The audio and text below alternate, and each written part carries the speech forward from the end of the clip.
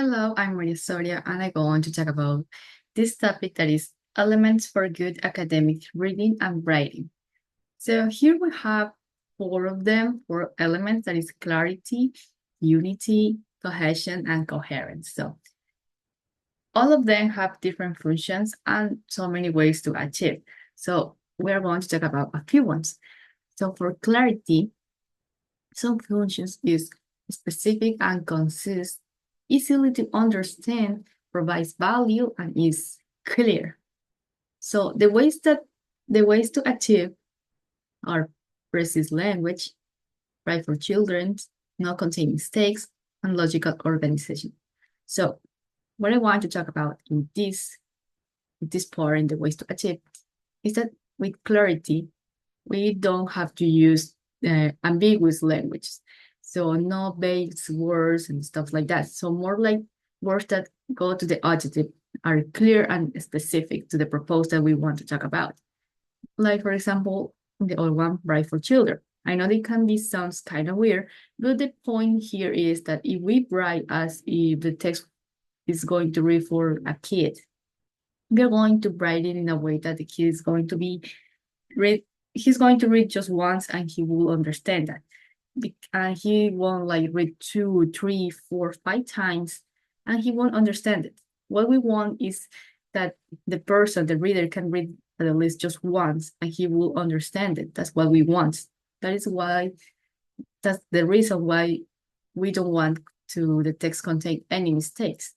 And it needs to be logical and organization because in that way the text and the paragraph is going to be easy to understand. So the second one, unity, with the function is information related to each other and unique ideas.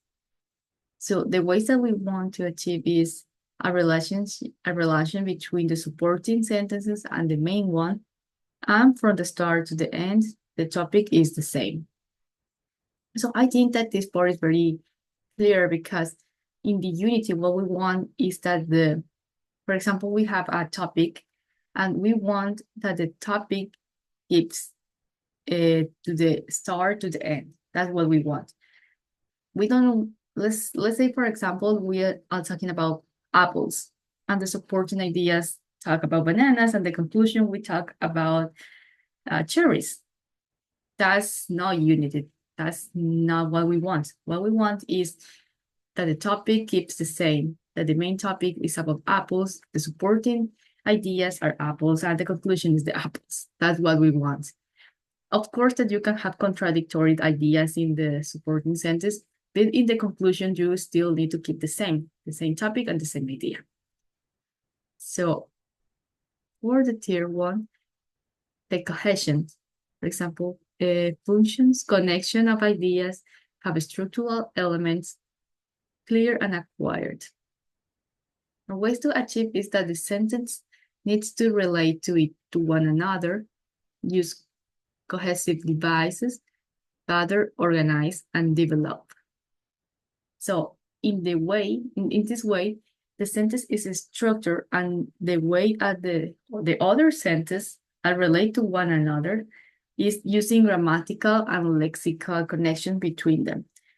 And also it needs to create a sense of fluency. So that's the way that we want. That's what we want to achieve. The fourth is the coherence. These two functions are smooth flow and organized. Our ways to achieve this is with logical organization planet and K-nouns, transition signals, and pronouns, and logical order, of course, because if we organize with the organized planet already, it's going to allow us to transmit the message very clear. It's going to give us a sentence to another. It's going to create the paragraph itself, and it's going to make it more clear to the reader to understand it. I'm using how can I say this? The transition signals. Like, for example, the word that I say, The word, for example, is a very good way to say that it's a transition signal between one sentence to another or for one paragraph to another. In the way they're going to be connected to each other. So with this, we can understand and create complex writing text following those strategies and involving, of course, academic languages pursued at audiences and the public to read or test. Thank you so much.